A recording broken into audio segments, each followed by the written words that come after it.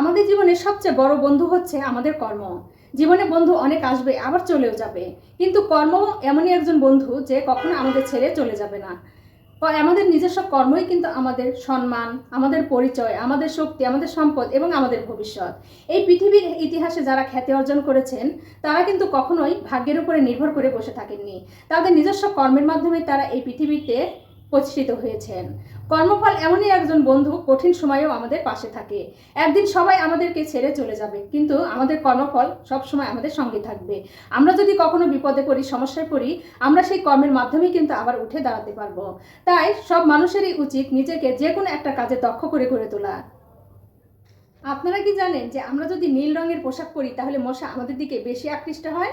এটার কারণ হচ্ছে, একটা গবেষণায় দেখা গেছে মশা গাঢ় রং, বিশেষ করে নীল এবং কালো, এই দুইটা রঙের প্রতি বেশি আকৃষ্ট হয়।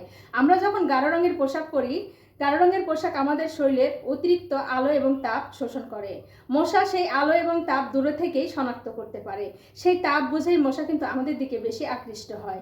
তাই বাইরে যাওয়ার সময় আমরা যদি মশার হাত থেকে রক্ষা পেতে চাই, তাহলে আমাদের কিন্তু হালকা রঙের পোশাক পরিধান করা উচিত। পাখিরা পিঁপড়া খেয়ে বেঁচে থাকে, আর এই পাখিগুলো যখন মারা যায় পিঁপড়েরা পাখিগুলোকে খায়। তাই অবস্থার পরিবর্তন কিন্তু যে কোনো সময় হতে পারে। সবসময় মানুষের সাথে আমাদের ভালো ব্যবহার করা উচিত।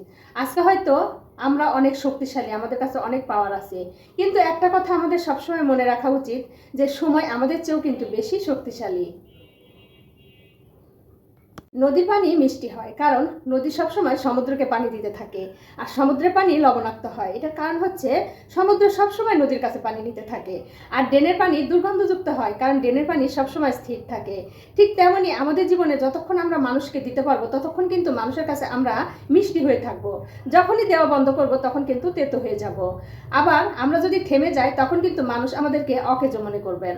এটাই আমাদের সমাজ এবং পরিবারের বাস্তবতা। আমাদের ব্রেন অটোমেটিকলি শান্ত হয়ে যায়।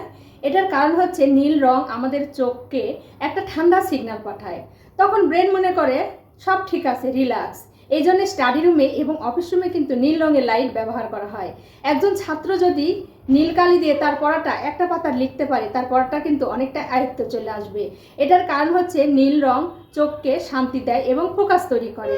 তাই নীল আকাশ, নীল সমুদ্র, নীল পানি দেখলে কিন্তু আমাদের মন অটোমেটিকলি শান্ত হয়ে যায়। বন্ধুরা, আপনারা কি জানেন যে প্রজাপতি কিসের মাধ্যমে যে কোনো জিনিসের স্বাদ নেয়? প্রজাপতি এমন একটি প্রাণী যে পায়ের মাধ্যমে যে কোনো জিনিসের স্বাদ নিয়ে থাকে। প্রজাপতি যখন একটা ফুলের মধ্যে বসে, তখন প্রজাপতি তার পায়ের মাধ্যমেই বুঝতে পারে যে সেই ফুলে মধু আছে কি নেই, এবং সেই ফুলের মধু তিতা নাকি মিষ্টি। প্রজাপতিরা আসলে পায়ের মাধ্যমে যে কোনো জিনিসের স্বাদ নেয় এবং জিহ্বা দিয়ে খেয়ে থাকে।